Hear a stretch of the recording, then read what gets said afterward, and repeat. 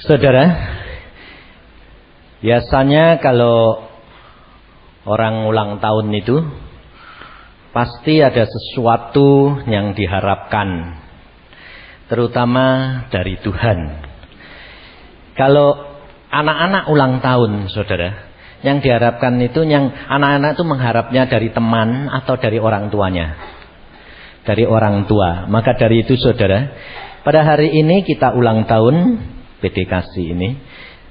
Ibu-ibu ini anaknya siapa toh? Hah? Anaknya siapa? Anak Tuhan toh? Nah, jadi mengharap hadiah itu dan firman itu dari siapa? Dari Tuhan. Ibu-ibu tadi nyanyi toh, mau menyenangkan hatinya Tuhan. Betul enggak? Sebabnya apa? Kok hanya mau menyenangkan hatinya Tuhan? Karena manusia itu tidak ada yang baik. Sebab kalau menyenangkan hatinya manusia cuma sebentar. Sementara dibaiki baik, betul lah? Kadang-kadang kita sudah baik sekalipun balasannya tidak baik. Nah, saudara, kalau kita baikin Tuhan, Tuhan itu pasti baik enggak? Hah? Pasti balasnya baik enggak? Baik, pasti. Mau nerima apapun yang Tuhan berikan. Nah, ini kerap kali bilang mau, karena kepikiran kita yang diberikan Tuhan itu baik. Belum tentu. Sebab yang baik dari Tuhan itu belum tentu baik dan enak untuk saudara. Betul enggak? Contohnya, anakmu minta makan tart tiap hari, tidak mau makan nasi.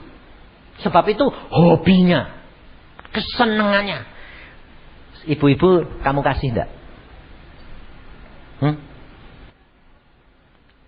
Kamu kasih, dia tidak mau makan nasi, makannya tart terus, yang manis terus. Kamu kasih enggak? Kalau enggak, dia bilang anak kecil itu, mama enggak sayang. Ibunya bilang apa? Justru aku sayang, karena kamu tidak tahu bakal akibatnya apa kalau makan tart terus. Betul tak? Tapi anak itu selalu bilang apa? Mama tidak sayang, nangis. Nah, saudara jadi orang tua bisa mengerti. Karena saudara punya anak-anak terhadap anak kecil. Saudara terhadap Tuhan, saudara tidak bakal bisa mengerti. Karena apa? Karena saudara merasa dirimu sudah dewasa. Sehingga kita merasanya sudah cukup ngerti. Padahal kalau saudara perhatikan, kita kerap kali tidak dapat mengerti Tuhan. Benar-benar tidak bisa mengerti. Ini pengalaman saya sendiri, saudara. Saya dari kecil dididik Tuhan. Dari umur 12 sudah kenal pribadi dengan dia. Diajar sendiri dan berbicara sendiri. Sampai sekarang umur saya 57. Tetap sukar mengerti Tuhan. Kenapa? Sebab saya dewasa, saya tumbuh, Tuhannya tumbuh terus enggak? Hah? Tumbuh, Tuhannya enggak terbatas. Lah saya tumbuh, dia tumbuh, enggak kekejar, saudara. Karena Allah itu demikian besar dan luar biasa, enggak bisa dibayangkan. Sedang kalau saya membaca Alkitab, Tuhan selalu berkata apa? Baca Alkitab, baca Alkitab, baca Alkitab. Dan saya membaca Alkitab terus menerus dan menemukan keluar biasaan Tuhan. Tidak bisa diukur, saudara. Tidak bisa dimengerti oleh akal ini. Salah satu contoh bagaimana luar biasanya Allah kita. Saudara tahu, saudara dan saya ini dibentuk dan diciptakan oleh Allah, dilukis, dibentuk, diukir atau disabdakan. Allah membentuk saudara dan saya ini jadi manusia atau Allah mengukir? Hah? Allah ngukir. Jadi Allah ngambil tanah liat di model, dibentuk. Nah, lalu hidungnya ditiup. Jadi, hidup. Jadi Adam dan Hawa. Nah, saudara tahu, binatang-binatang itu Allah ngukir atau Allah bersabda? Hah? Saudara tahu, Binatang-binatang itu Allah ngukir atau Allah bersabda? Bersabda. Nah, tak bacain ya. Ayo, coba baca di dalam kitab Kejadian. Loh, ini kitab yang pertama loh itu. Saya ngajak saudara itu yang pertama, yang mula-mula saja. Lah kalau yang mula-mula saja belum dibaca, apalagi yang akhir. Maka dari itu saudara nanti mengenal Allah. Dan kita akan mengenal luar biasanya dan tidak bakal bisa mengerti. Di dalam kitab Kejadian pasal 2 ayat 19. Saya bacakan sebab sebagian tidak bawa Alkitab. Bawa Alkitab bukan berarti tidak punya. Saya yakin punya. Dan tidak berarti tidak baca Alkitab. Sebab saya sendiri kalau ke gereja jarang bawa Alkitab. Saudara lebih rohani dari saya. Kamu kalau ke gereja bawa Alkitab.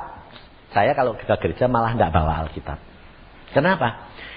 Sebabnya sudah baca terus jadi dengerin malah konsentrasi gitu loh. Nah, kitab Kejadian pasal 2 ayat 19. Lalu Tuhan Allah membentuk dari tanah segala binatang hutan dan segala burung di udara. Jadi binatang itu diukir Tuhan atau disabdakan? Diukir loh. Jadi binatang-binatang itu semua ada yang besar, ada yang kecil enggak? Yang seperti gajah yang raksasa. Bukan gajah sekarang, gajah yang di es sana loh, yang besarnya tuh tinggi-tinggi itu. Tuhan ngukir. Betul enggak? Sekarang yang kecil-kecil kuman diukir enggak? Wong itu ya binatang. Diukir. Nah Tuhan tuh besarnya seberapa, kecilnya seberapa ya? Wong kamu aja enggak lihat tuh mikroskop lihatnya. Tapi kalau kamu lihat kuman-kuman bentuknya aneh-aneh enggak? Bisa bayangin Tuhan ngukir kuman yang virus-virus? Kalau Tuhan mau menciptakan binatang saja saudara dan saya tidak bisa bayangin, apalagi rencana dan kehendaknya jagat raya, betul enggak? Maka dari itu saudara, kita peringati dan perhatikan. Pada waktu saya akan membawa firman Tuhan ini, saya berdoa, Tuhan, apa yang Engkau mau sampaikan kepada anak-anak-Mu PD kasih. Tuhan mengatakan apa? Berikan firman-Ku kembali kepada kasih-Mu yang mula-mula. Ini firman daripada Tuhan yang saya akan sampaikan saudara. Dan PD kasih ini kalau saudara perhatikan ulang tahunnya ke berapa? 5 tadi ya. Karena banyak ibu-ibu yang kecepit. Baik kecepit karena ulah suami.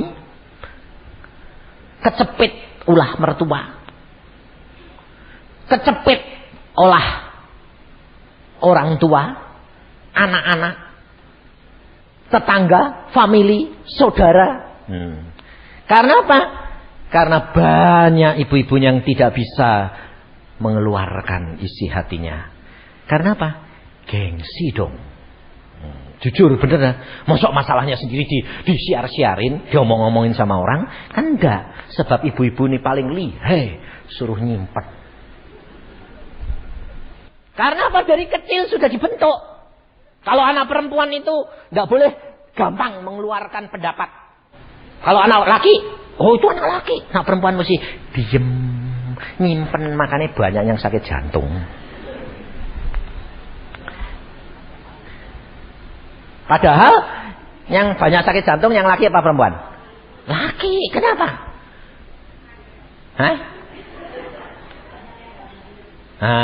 Banyak yang enggak jujur.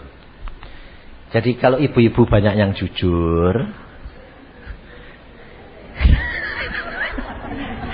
kalau ibu-ibu merasa banyak yang jujur, ya toh, nyanyian tadi menyenangkanmu loh. Aku serahkan Tuhan isi hatiku seluruhnya kepadamu loh.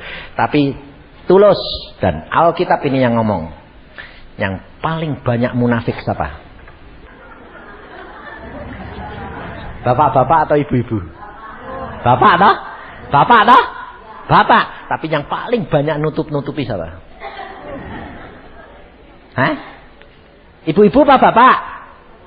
Ibu-ibu jujur. Ibu-ibu zaman dulu banyak nutupi. Justru zaman sekarang. Contohnya, mana ada ibu-ibu yang datang sini cacatnya dibiarin, tutupi ndak? Ayo. Mana ada yang kurang ininya ditempel ndak?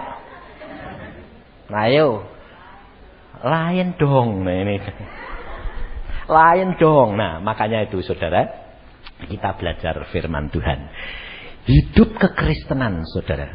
Allah menghendaki apa? Ketulusan hati. Ini. Lihat. Kita mendirikan PD Kasih. Karena apa? Karena tujuan kita membawa ibu-ibu ini kepada satu penolong. Yesus Kristus Tuhan. Dan dia yang dikatakan jalan, kebenaran, dan hidup. Dan tidak ada kesukaran yang tidak ada jalan di dalam dia.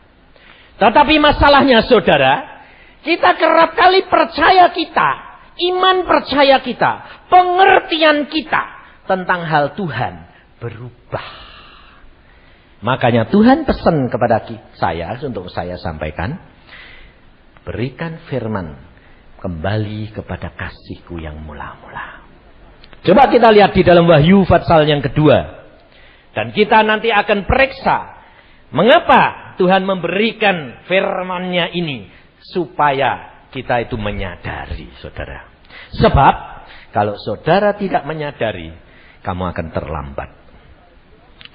Wahyu pasal 2 seperti firman Tuhan kepada jemaat di Efesus. Wahyu pasal 2 ayat pertama. Tuliskanlah kepada malaikat jemaat di Efesus, inilah firman dari Dia yang memegang ketujuh bintang itu di tangan kanannya dan berjalan di antara ketujuh kaki dian emas itu.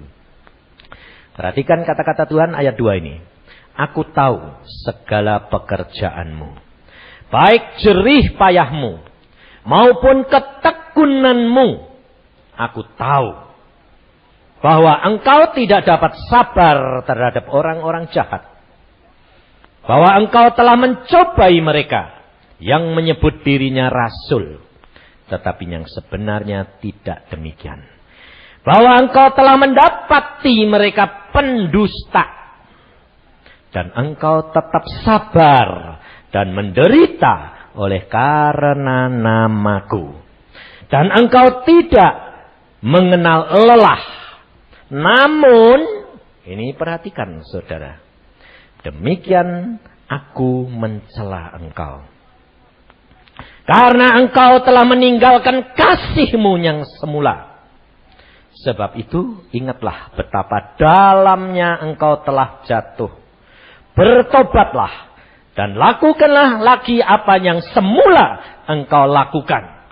Jika tidak demikian, aku akan datang kepadamu dan aku akan mengambil kaki dianmu dari tempatnya jikalau engkau tidak bertobat.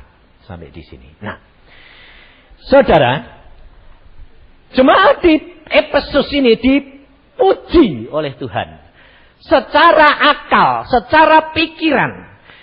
Jemaat-jemaat ini sudah kerja keras, tekun, setia, menderita.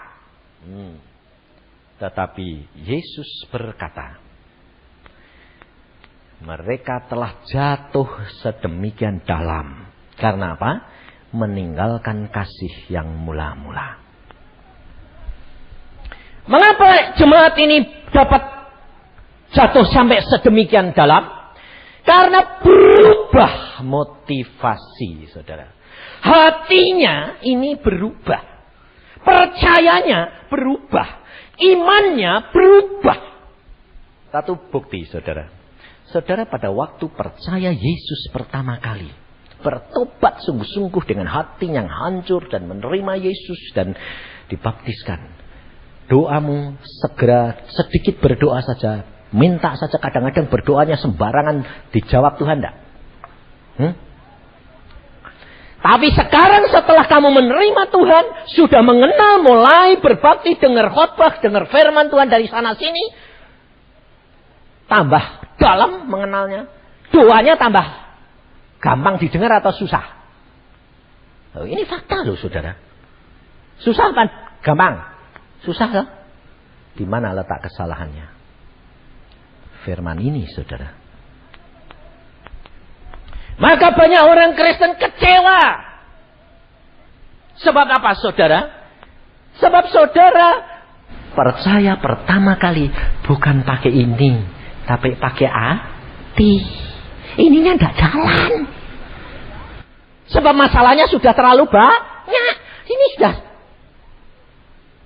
beku. Lalu datang kepada Yesus, ditumpahkan semua isi hatinya. Lalu percaya mendapatkan kelegaan. Tapi demikian sudah percaya, masalahnya sudah hilang. Cari Yesus, baca Alkitab, dengar firman Tuhan. Wih, percayanya bukan pakai ini lagi. Sudah pakai ini, ditimbang-timbang. Ini benar ya, ini logis ya. Oh ini enggak ya, ini ya, ini ya, ini ya. Nah, berubah motivasi. Baca di dalam Roma 10. Supaya kita ini benar-benar mengerti dan mengalami. Supaya jangan kecewa, saudara. Sebab kekristenan itu Tuhan Yesus sudah berkata, damai sejahtera yang aku berikan kepadamu tidak sama dengan damai sejahtera yang diberikan oleh dunia. Ibu-ibu tadi nyanyi enggak? Di dunia ini dinikmati cuma sementara. Cuma sementara. Tidak ada yang kekal. Tetapi damai sejahtera dan kasih Yesus kekal. Tidak mungkin kamu kehilangan kasih kalau kamu tetap di dalam Dia.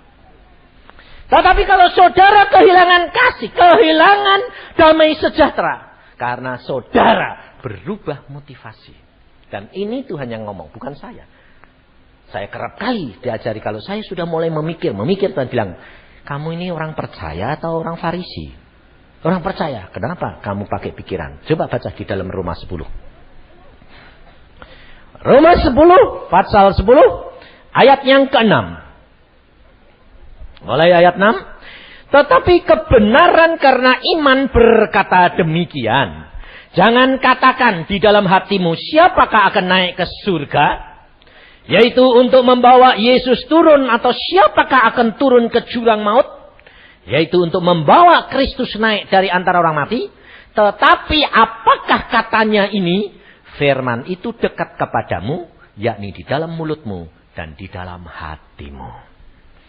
Itulah firman iman yang kami beritakan. Sebab jika kamu mengaku dengan mulutmu bahwa Yesus adalah Tuhan. Dan percaya dalam hatimu bahwa Allah telah membangkitkan Dia dari antara orang mati. Maka kamu akan diselamatkan. Karena dengan hati orang percaya dan dibenarkan. Dan dengan mulut orang mengaku dan diselamatkan. Karena kitab suci berkata, barang siapa yang percaya kepada Dia tidak akan dipermalukan. Ini loh saudara. Jadi Alkitab kebenaran iman berkata apa tadi? Dengan mulut dan hati. Itu orang percaya. Maka dikatakan, jangan kamu katakan. Kalau dia berkata, siapa yang akan membawa Yesus turun? Itu pakai ini atau pakai hati atau pakai pikiran? Pikiran. Itu bukan orang percaya, saudara. Dan kerap kali kita tidak menyadari bahwa kita menjadi orang Kristen pertama kali kita percaya Yesus bangkit dari antara orang mati. Ya, karena apa? Sudah tidak mikir. Padahal kalau sudah mulai mikir, lah ya, manusia kan sudah mati, bangkit. Bangkitnya bagaimana? Kok bisa bangkit lagi itu bagaimana? Nah, sudah dimulai dipikir. Dan engkau akan mendapati apa? Doa-doamu menjadi hambar kembali. Damai sejahteramu menjadi terangkat kembali. Hilang lagi. Dan saudara tidak ada bedanya dengan orang-orang sebelum bertobat. Ini kerugian orang Kristen. Sehingga akhirnya orang Kristen jadi kecewa lagi. Lah, pertolongan cuma sementara. Dulu pertama kali bertobat, wah ditolong. Habis itu mana? Gak datang lagi. Sampai akhirnya cari pendeta sana. Pak, doain dong Pak. Mana? Gak mempan, cari yang lain. Lah, karena apa saudara? Mau didoain siapa saja ya gak mempan. Karena apa? Yang berubah di sini, cawan hatinya bocor. Mau diisi air jernih kayak apa? Oh, tidak bakal. Malah kalau diisi sama air kotor, nyumbat. Jadi senengnya malah sampah. Sebab sampah nyumbat. Jadi bocornya kesumbat. Kalau barang bocor dikasih air yang jernih, bocor terus. Tapi kalau ditambahi sama sampah, nyumbat. Makanya seneng sampah. Ini loh saudara. Maka banyak orang Kristen akan kecewa.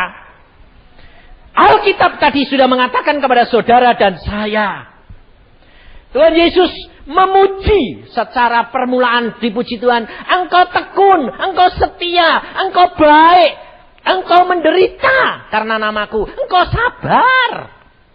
Udah itu, sudah. Tapi Tuhan bilang, aku peringatkan kamu, kamu jatuh karena kamu meninggalkan kasih yang mula-mula.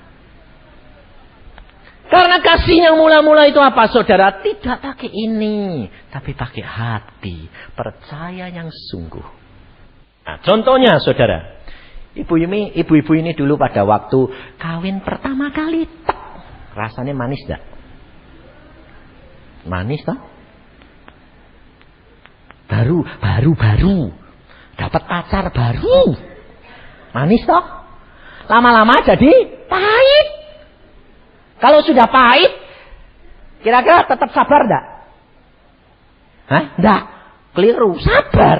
Lalu kadung mau apa sudah terlanjur. Apa aku bilang, kawin cerai. Kan enggak toh? Waduh, aku kecewa. Coba aku dulu enggak kawin sama kamu. Wong yang seneng enggak aku tuh ini. Jatuhnya sama kamu. Tapi dulu tak kelihatannya baik, gak taunya kok, aduh setelah dibuka kok ulete banyak. Nah, ibu-ibu tidak menyadari toh. Lalu engkau diam, tahan sajalah. Lalu ketemu ibu yang lain berkata, "Dahlah sabar." Loh, Alkitab tadi bilang berkata sabar toh? Sabar, sudah menderita karena Yesus. Iya, Pak. Terus tapi Tuhan berkata, kalau kamu tidak bertobat, aku akan mengalihkan kaki dianmu. Berarti saudara, bagian saudara hilang enggak? Hilang. Kenapa? Kamu kehilangan kasih yang mula-mula. Nah, di mana kasih yang mula-mula ini rahasianya? Karena pada waktu kamu dulu jatuh cinta, kamu sudah siap-siap, kamu ngalah enggak? Ayo. Ibu-ibu ini ngalah atau malah merintah? Loh benar. Pada waktu pacaran merintah. Betul toh? Wong yang ngejer-ngejer dia merintah. Lah kalau sudah merintah harus melayan. Nih, Yesus bilang apa? Dia Allah yang maha kuasa. Dia turun ke bumi menjadi pelayan. Nah sekarang saatnya kamu sudah melayani, kok kamu jadi ngomel? Loh kok Tuhan, kok aku sekarang diperintah terus? Loh, dulu kan sudah merintah. Nah sekarang ya diperintah. Loh, lah aku dulu tuh diperintah, aku merintahi cuma sebentar. Lah sing salah siapa? Mungkin pacaran cuma sebentar. Loh, ini loh saudara, kita kerap kali tidak menyadari. Yesus, dia itu Allah yang maha kuasa, dia turun menjadi manusia, melayani saudara dan saya. Setelah dia merintah, dia melayani. Habis itu dia merintah lagi. Loh, perhatikan. Saudara pacaran merintah. Wong laki seneng, suruh apa aja mau ya toh. Sandal jatuh lah gitu. Ya toh, waktu nyebrang jalan kegeriul ditangkep langsung. Loh. Tapi coba kalau sudah kawin, kegeriul. Matamu dok mana? Malah dimaki-maki.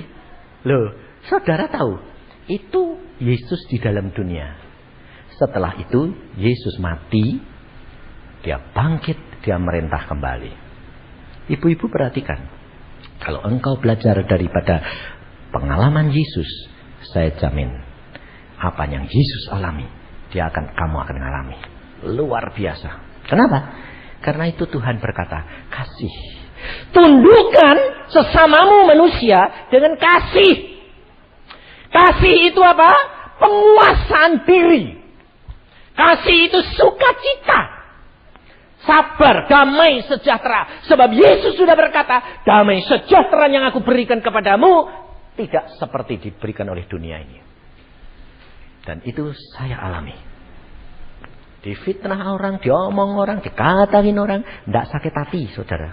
Saya sampai heran. Loh Tuhan, kok sekarang tidak bisa sakit hati? Tuhan bilang, karena damaiku itu tidak hilang. Kenapa? Engkau melayani aku dengan engkau dengan aku.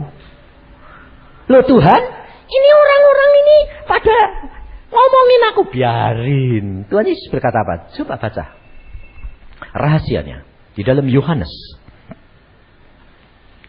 Saudara, kalau kita belajar dari Tuhan Yesus, engkau akan melihat kemuliaan Allah, dan engkau dan saya mempunyai damai ini tidak akan hilang. Yohanes pasal yang ke 16. Yohanes pasal 16. Ayat yang ke-32 dan 33. Ini rahasianya, saudara. Saya akan bacakan. Lihat, firman Tuhan, lihat, saatnya datang. Bahkan sudah datang. Bahwa kamu dicerai-beraikan masing-masing ke tempatmu sendiri. Dan kamu meninggalkan aku seorang diri. Bayangin, saudara. Yesus sudah melayani 3 tahun setengah, makan bersama, minum bersama. Apa bedanya sama suami istri? Sudah dikorbani segala perkara, dijamin segala perkaranya. Sekarang Yesus berkata, ada saatnya dan sekarang sudah tiba. Kamu akan meninggalkan aku. Semua dicerai-beraikan meninggalkan aku. Namun, dia berkata, namun aku tidak seorang diri, sebab Bapa menyertai aku. Semuanya ini kukatakan kepadamu supaya kamu beroleh damai sejahtera dalam aku. Loh. Dan selanjutnya dia berkata, dalam dunia kamu menderita penganiayaan, tetapi kuatkanlah hatimu. Aku telah mengalahkan dunia. Ini jaminan, saudara, bahwa Yesus sudah mengalami lebih dahulu, ditinggalkan.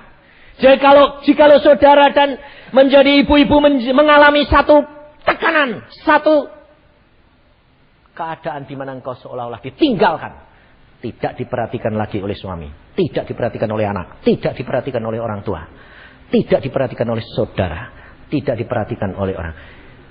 Jangan sampai kehilangan damai sejahtera. Yesus sudah memberi contoh. Kamu semua akan meninggalkan aku seorang diri. Tapi aku tidak seorang diri.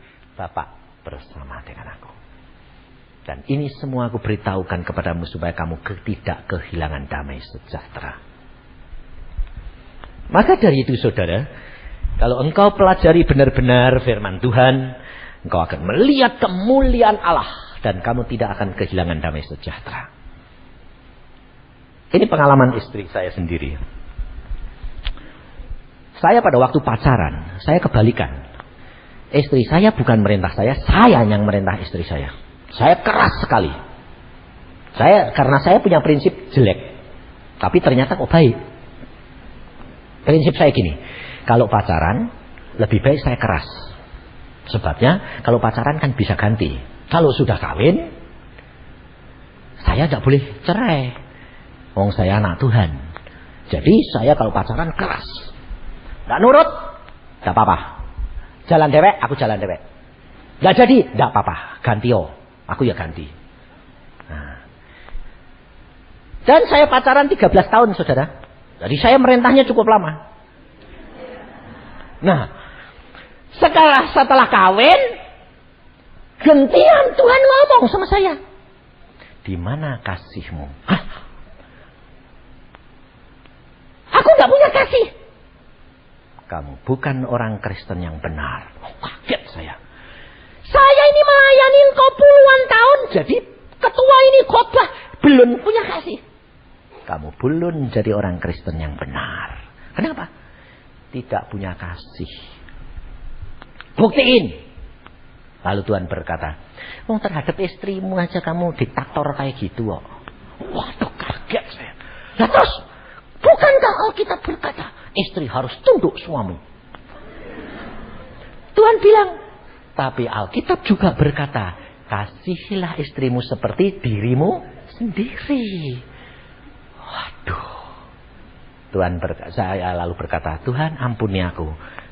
Aku mau. Terima dan kamu akan mendapatkan kasih itu. Sejak itu, saya melayani istri saya. Sampai istri saya bilang gini, sejak kapan kamu kalau mau punya apa-apa sekarang tanya, maksud anumu apa, maumu bagaimana? Dulu, enggak, kamu ikut. Saya A, saya yang menetapkan. Kamu boleh saran, saya yang mutusin.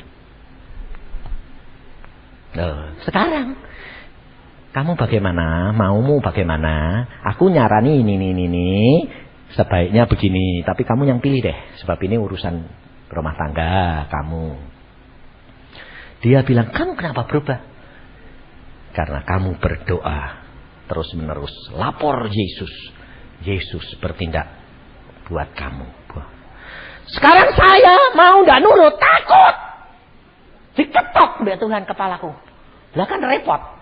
Lalu saya bilang, ya sudah Tuhan, ngalah. Nah, lalu sekarang segala-gala saya tanya, bagaimana maumu? Ini, nah gitu dong. Saudara, dan itu semua harus terjadi. Dan saudara perhatikan, sebetulnya yang punya dunia ini, yang berkuasa siapa toh? Laki atau perempuan? Menurut kebenarannya harusnya laki toh. Tapi sebetulnya kendalinya itu perempuan. Coba buktiin. Orang kaya raya seperti apa? Pasti nanti kan tunduk di bawah kaki orang perempuan. Meskipun bukan istri ini lu. Loh, ya toh betul toh. Lah kalau istrinya sudah tua.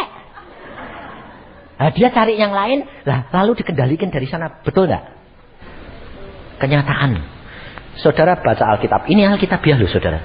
Jadi kalau kejadian-kejadian di dunia itu begitu. Itu jangan heran. Ini Alkitabiah. Daud. Istrinya berapa? Ratusan toh? Loh bukan satu, ratusan. Tapi di hari tuanya dia jatuh sama siapa? Betseba. Loh, kenapa dia jatuh pada Betseba? Karena dia sudah tidak perang lagi, karena sudah tua, tidak perang, menikmati hasil. Makanya dia naik loteng, lihat-lihat, ada orang mandi. Loh. Betseba. Setelah Betseba diambil, yang jadi raja anak siapa? Anak Betseba atau anaknya permaisuri yang pertama? Betseba. Lah, berarti yang ngendaliin siapa? Betseba atau Daud? Daud melanggar peraturan raja sendiri. Sebab anak yang tertua harusnya jadi raja, diberikan anak Betseba, bukan anak permaisuri, anak gundik lagi. Tapi berkuasa. Kenapa? Karena itu kalau perempuan mau belajar seperti Yesus, rendah hati, mengalahkan dengan kasih, saya jamin rumah tanggamu kendalinya siapa? Saya, gitu loh. Sebabnya apa, saudara? Saudara perhatikan, ada 3 masa. Masa perjanjian lama, masa Allah Bapa. Masa perjanjian baru adalah masa Yesus Kristus. Masa akhir zaman, masa siapa? Roh Kudus. Roh Kudus disebut roh penolong. Saudara disebut siapa? Istri-istri perempuan disebut apa? Penolong. Ini era, ini masanya penolong. Maka dari itu kalau saudara membaca firman Tuhan, saudara akan tahu. Dan jangan dilupakan, jangan dibiarkan lalu begitu saja. Bahwa ini kesempatan penolong-penolong yang harus berpegang peranan. Tetapi penolong ini harus tahu firman. Karena Engkau dan saya membaca firman tidak akan tahu tanpa Roh Allah Kudus. Saudara kerap kali mengatakan, enggak Pak, tapi bagaimana Pak? Firman Tuhan sudah berkata, jangan hidup dengan pikiran dan mulut, tapi hidup sebagai orang percaya dengan hati dan mulut. Jangan tinggalkan kasihmu yang mula-mula. Bahwa engkau tahan diri. Sebab kasih itu penguasaan diri. Kuasai. Tapi bukan menguasai lalu diem, dipendem, lalu di sini sakit hati, panas. Bukan. Tahu. Disakiti, ditinggalkan. Tapi Tuhan, aku tidak seorang diri. Aku bersama dengan Engkau kok ya Tuhan. Damai-Mu tidak akan hilang. Kamu tetap bisa melayani, tetap bisa mengasihi. Dan karena kasih, pasti tekuk lutut. Karena apa? Yesus sudah berkata tadi, Roma 10 tadi. Orang yang percaya kepada Dia tidak akan dipermalukan. Pasti dibela. Dia pasti turun tangan membela engkau. Karena apa? Karena engkau melakukan firman-Nya, Dia harus menggenapkan. Karena kitab ini kitab perjanjian. Engkau melakukan bagianmu, Allah akan melakukan bagiannya. Dan tidak mungkin Allah diam diri. Karena apa? Kalau kamu firman Tuhan berkata menyenangkanmu, kalau Dia mbok seneng ke, siapa yang ganggu kamu? Ketak. Nah, kalau Tuhan yang maha kuasa, Dia sudah turun. Suami, kamu bikin jengkel anakku ya, yang menyenangkan hatiku ya. Cuma diselentik, cetok. Kayak gepeng, menceng enggak? Tapi saudara, kerap kali saudara ini enggak sadar. Kamu kalau berdoa untuk suami bagaimana toh? Kerap kali salahmu di sini loh. Percayamu itu ngatur. Gini. Tuhan, ampuni ya. Kalau dia sakit sedikit, jangan sakit sih Tuhan. Loh, kamu harusnya begini, Tuhan, itu suamiku. Kalau dia nakal, prosesen. Didikan. Karena aku tahu, kalau aku yang didik, enggak bakal denger. Tapi kalau engkau yang didik, pasti sip. Betul enggak? Kalau perlu dikasih tengkleng, perlu enggak? Ya biarin. Siapa tahu kalau dia karena kemewahan, kemakmuran, lalu dia seperti Daud mulai matanya lihat-lihat karena sehat. Nah kalau Tuhan lihat, wah dia ini kalau dikasih sehat kayak gini matanya lihat-lihat. Kalau gitu kasih tengkleng supaya tinggal di rumah. Nah, lalu sakit di rumah. Nah lalu engkau bilang, loh jangan sakit dong Tuhan. Loh Tuhan bilang, aku justru kasih sakit ini baik. Supaya kamu nunjukkan kasihmu, rawat, sayangi. Nanti dia kalau di sana, wah, tidak datang dimaki-maki. Dia bisa membedakan antara kamu dan sana. Betul gak? Loh, tapi kamu belum. Kalau enak pergi sana. Kalau susah aku yang rawat. Loh, lah kamu sih percayanya sama Tuhan tuh ngatur. Ini karenmu dewek. Kamu harus mengatakan, Tuhan, apapun yang terjadi itu baik. Karena engkau tuh punya rencana yang baik. Saudara percaya enggak kalau Allah itu ngatur yang pasti baik? Demi kepentinganmu. Pasti toh? Lah kok kamu ngomel? Tuhan aku enggak bisa. Tuhan aku nih, aku butuh Dia. Loh. Berarti kamu lebih butuh Dia daripada kamu butuh Yesus. Ya kurang percaya lagi. Makanya saudara, kau harus mengenal Yesus. Coba perhatiin. Tuhan Yesus sendiri itu tidak mau. Pada waktu di Taman Getsemani, Dia berkata apa? Bapak, jikalau boleh cawan ini lewat. Jadi Dia tidak mau. Tapi Dia berkata, tapi kehendakmu Bapak yang jadi. Saudara juga tidak mau menderita, betul tidak? Tapi kalau itu yang harus terjadi dan itu baik, terima, ngucap syukur. Tapi jangan kehilangan kasih. Nanti ngerawat sambil ngomel, rasain dulu. Aduh. Lah, ini sakit sudah dikasih Tuhan sakit supaya kamu menunjukkan kasih, kamu malah ngomelin terus.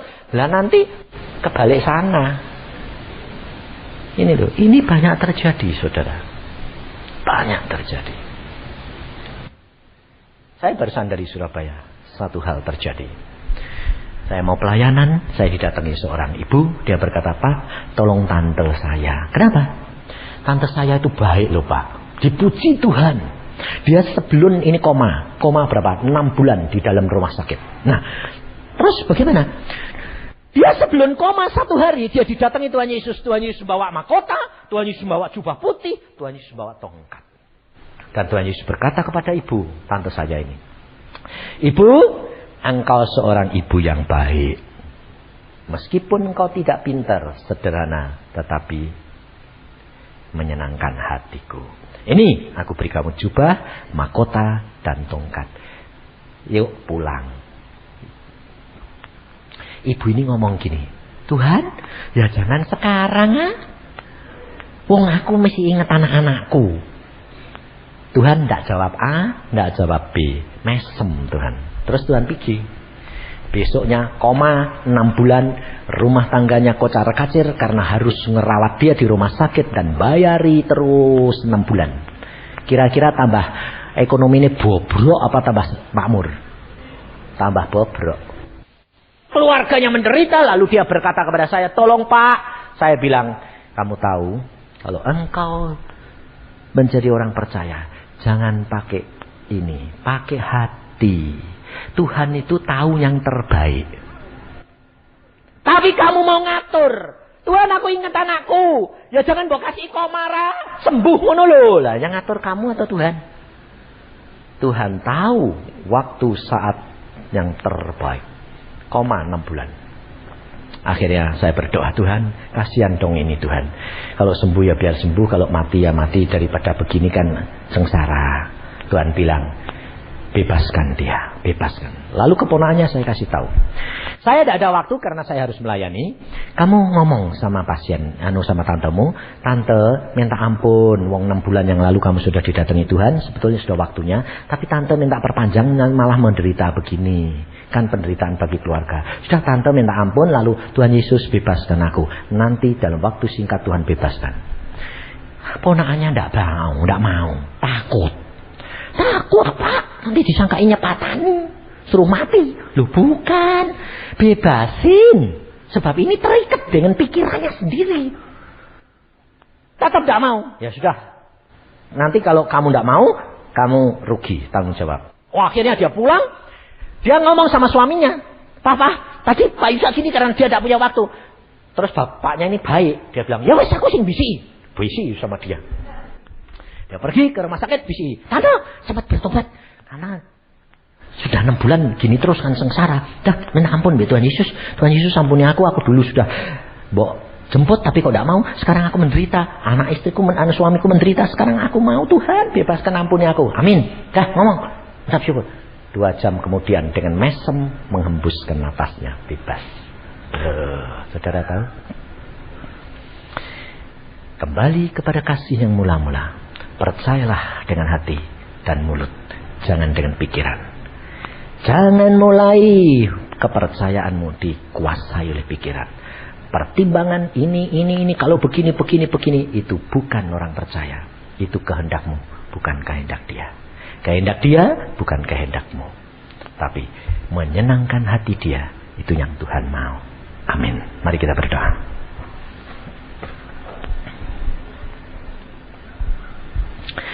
Mari kita berdoa. Tuhan Yesus, hamba-Mu sudah sampaikan firman-Mu. Dan biarlah anak-anak-Mu di tempat ini Tuhan menyadari. Supaya jangan berubah motivasi ini. Kasih yang mula-mula. Mengasihi Engkau. Rela menanggung semuanya ini. Untuk mematikan keakuan kita. Dan akhirnya kita akan bangkit bersama dengan Yesus. Dan Yesus memerintah atas kami. Dan menjadi penolong kami dalam melakukan tugas kami di dalam dunia ini. Bapak, Engkau lihat anak-anak-Mu di tempat ini. Tidak ada satupun yang tersembunyi di hadapan hadirat-Mu Tuhan. Siapa yang kehilangan kasih? Siapa yang berubah setia dan kasihnya? Saudara, engkau berhadapan dengan Tuhan sendiri. Katakan dan baharuilah.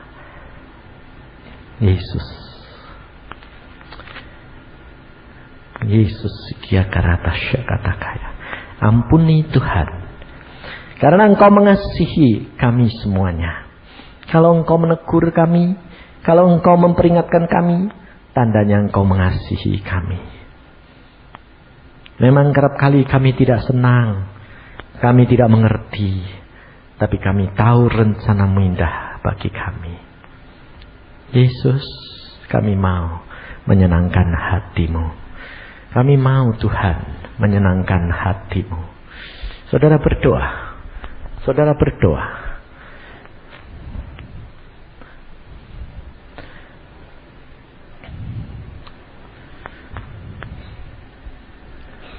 Saudara berdoa. Kalau engkau kehilangan kasih-Mu yang mula-mula. Kalau engkau mulai banyak menggerutu. Kau ingat, Yesus sudah mengasihi engkau lebih dahulu. Biar ibu-ibu menyanyikan. Engkau berdoa, menyenangkan hatimu, Tuhan. Karena kalau engkau menyenangkan hati Tuhan, Tuhan akan segera bela kamu. Karena Dia sudah berkata,